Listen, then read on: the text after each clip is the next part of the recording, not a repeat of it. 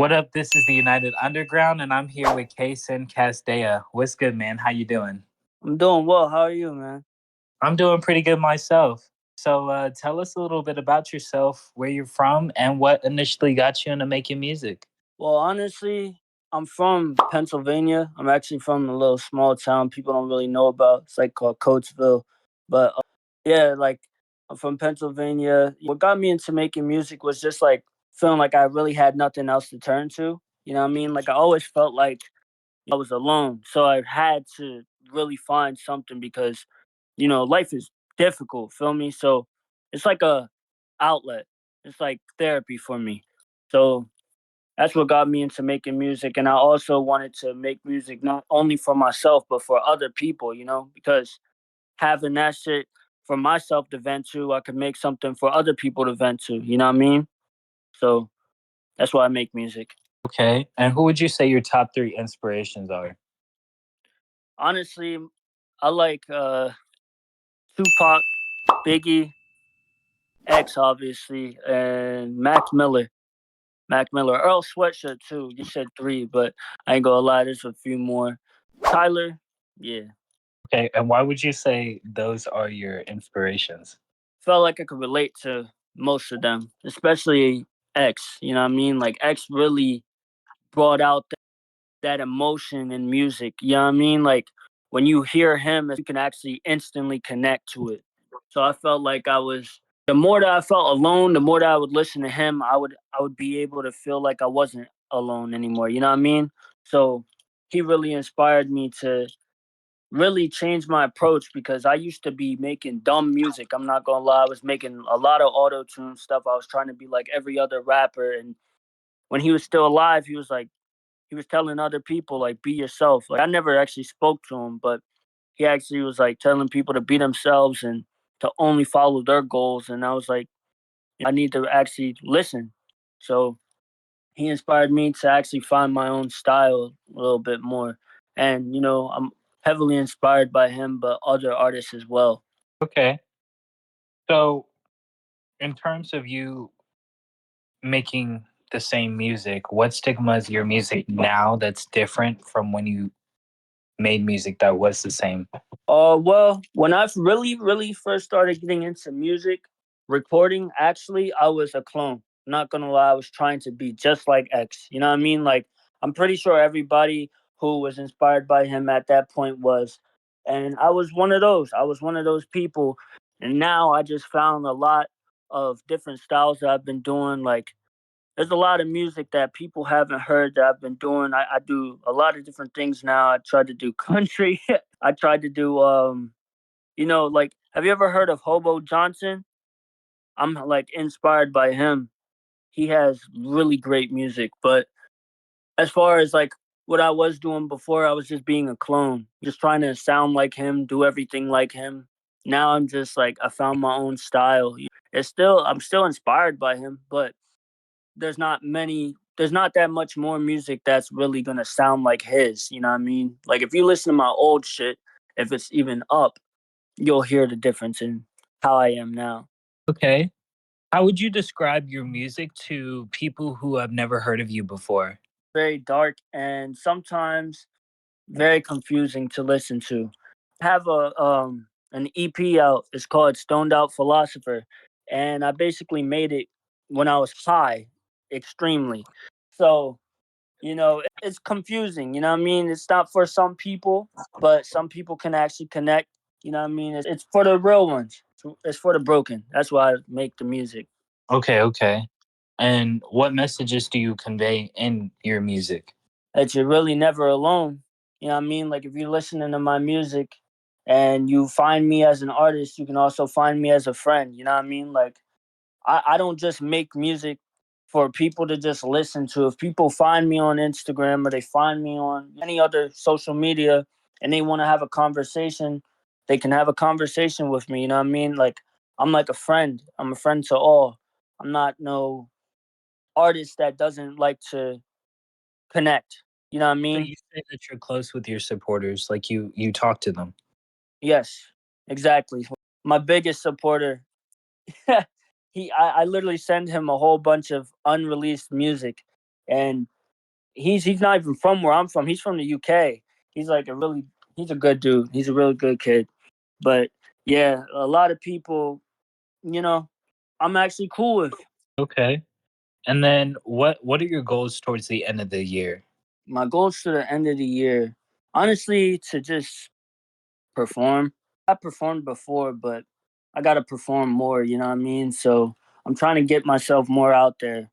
And it's kind of hard, but I'm trying.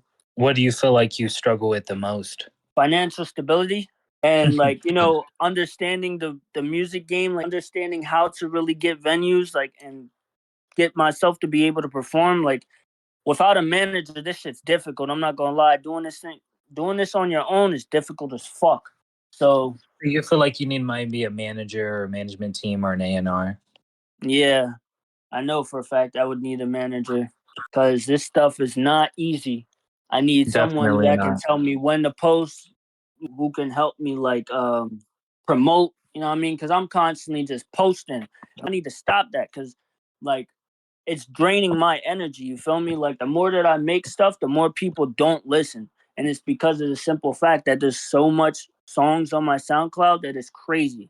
Like there's almost 50 songs or some shit on there. Way too much. And So do you feel I like with all the songs that you have on your SoundCloud and stuff like that, you feel like you maybe might want to hold off on some of the releases so that way they might have more time to like marinate? all I'm doing right now, I haven't posted a song in I think about a week or something like that, 2 weeks. I don't remember, but all I've really been doing is like making little snippets and posting them. That's all I've been doing. I've been posting my snippets on Instagram for people to hear. I haven't really been posting like songs. So in terms of releases, do you have anything out right now or anything coming soon? Yeah, I have a few songs out right now. There's this one song I have. It's called "Love Is Not Forever." I made that about my ex girlfriend. It's a deep track, and it also talks about my homies that passed away, and it as well. Let me actually look at the list because I done forgot what's on there. Fuck, hold on. Will I be able to leave out of this and go to my SoundCloud, or will it kick me out the call? You can go to SoundCloud, yeah. Just don't click the red button. Oh yeah, no, I'm not gonna do that. All right, so the songs that I have out right now, there's "Love Is Not Forever." You got there's a bond. Well, no, that's private. "Love Is Not Forever" is actually the recent track. There's 666 Hellbound. There's Time Consumption, My Inner Peace, My Ex Said I'm a Psychopath, and Justice for Samina, which is a song I'm very, very, very proud of because it was about this girl that passed away. I'm not gonna go too into detail about the situation, but just know like this girl, she lost her life and she's from the UK, and I made a song about it because I felt like the situation was really messed up, and she was 12 years old. So whoever finds my music, I hope they listen to that and they give her mom and her family some support. But yeah, that's one of the songs I'm really proud of, Justice for Samina. So if you actually want to listen to that, you can check it out after this. So what other how long have you been making music first? I've been making music since 2018, but I've been wanting to make music since 2007. And So, why do you say that? what, 2007? Yeah, like why you've been wanting to. Well, because I'm only 21. So in 2007, I was still a little kid. And, Right. what I mean? I couldn't record. I was still not that good of a rapper, but I wanted to rap. I knew what I wanted to do. At a very young age, I wanted to make music. Actually, for the longest of time, I was an Eminem fan, really bad. I was a stan. Like you seen that music video? That's what I was basically like, and it was terrible, man. But honestly, um, I've been wanting to rap since I was a little kid, and I wasn't able to record as much. I tried to make some YouTube videos, but those joints are embarrassing. So, yeah, but I did try. But I found, like, 2018, I discovered BandLab, you feel me? And then BandLab really put me on. So I've been making it since then. I haven't given up. And I won't, because there's no point. Right. Okay, so you've been on BandLab since you started? I was Do on you feel BandLab, and then I was on this app called Soundtrap. But Oh, you stuck to BandLab, I'm assuming. yeah, I had to stop with Soundtrap. My ex hacked into my stuff, and she deleted all of my music. My Damn. albums, my albums, everything, bro. My unreleased projects was bad, but feel me? Nah, I that's a bounced real back. way to get even, I'm not gonna lie. Yeah, Okay, yeah. so would you feel like if you could, you would convert out of BandLab, or do you feel like you would stick with just BandLab, even if you did get more exposure and stuff like that? Honestly, I'm comfortable with BandLab. It's easy for me. I know how to use it. I know how to make it sound professional enough. Maybe eventually one day, you feel me? Because then I want to sound different. I want to, you know what I mean? But right now, I think I'm pretty good on BandLab. It's way easier for me, and I know what I'm doing on there. I tried FL before a long time ago. This stuff is difficult for me. I'm not good at it. So I just stick to BandLab. Okay, okay. That's understandable. Hell yeah. So, what advice do you have for other smaller artists just starting to make music right now or trying to find their sound? Yeah. Um, my fault, bro. I don't know why she started calling my phone.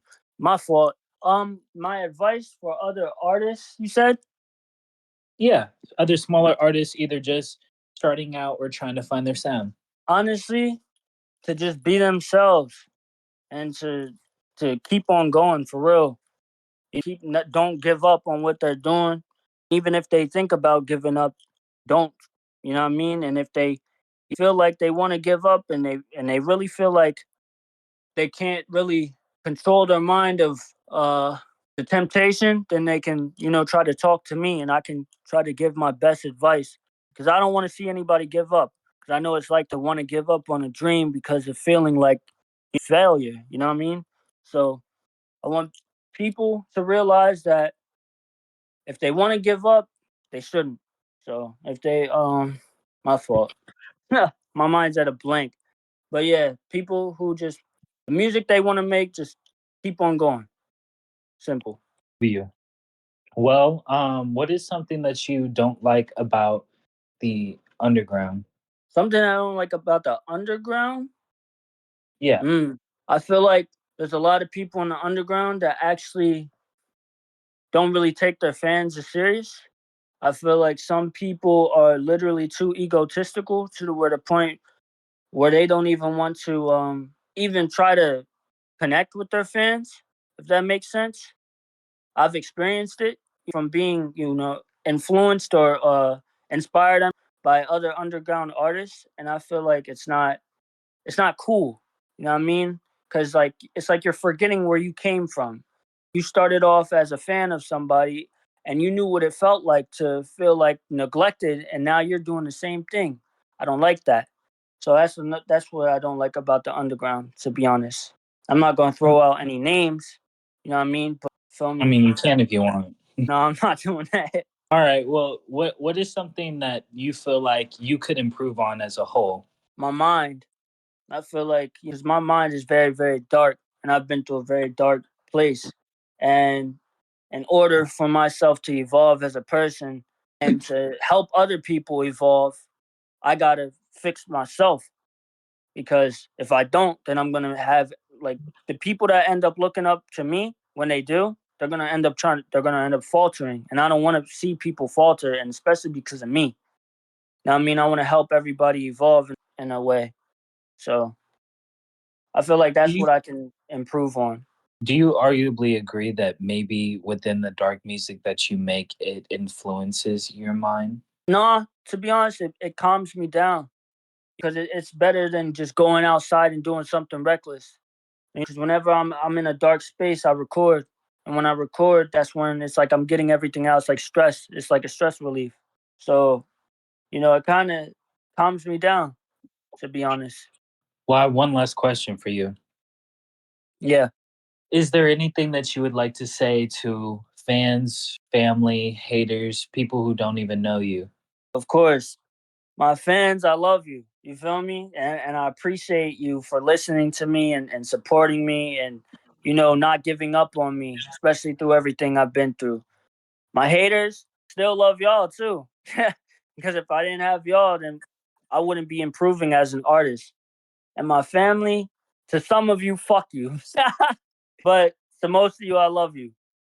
But to everybody else in general, I hope you all prosper and I hope you all continue to follow and do your goals and don't give up. Well, I appreciate you for tapping in with the United Underground, man. Thank you, bro. I really appreciate the opportunity. Oh yeah. Well, this was the United Underground, and I was here with Kason. That's a wrap. Real rap. Bye. I did not want to butcher your name, so I had to summarize it. You know what I'm saying? Ksinkasdeya. Hell yeah. I didn't even Well, tell you the meaning, the origin of the name. I forgot to do that. I mean, you I still can. can. All right. So, Kason, it means Keon surrounded in negativity. That's my real name, Keon. And Kazdea is just a demon that I like found on the internet. But I always felt like I was surrounded in negative energy no matter where I went. So that's why it's Keon surrounded in negativity. So you got Case and Kazdea, and negativity feel like there's demons around. So that's why I put Kazdea. That's cool. Thank you. I appreciate it. This was the United Underground, and that's a wrap.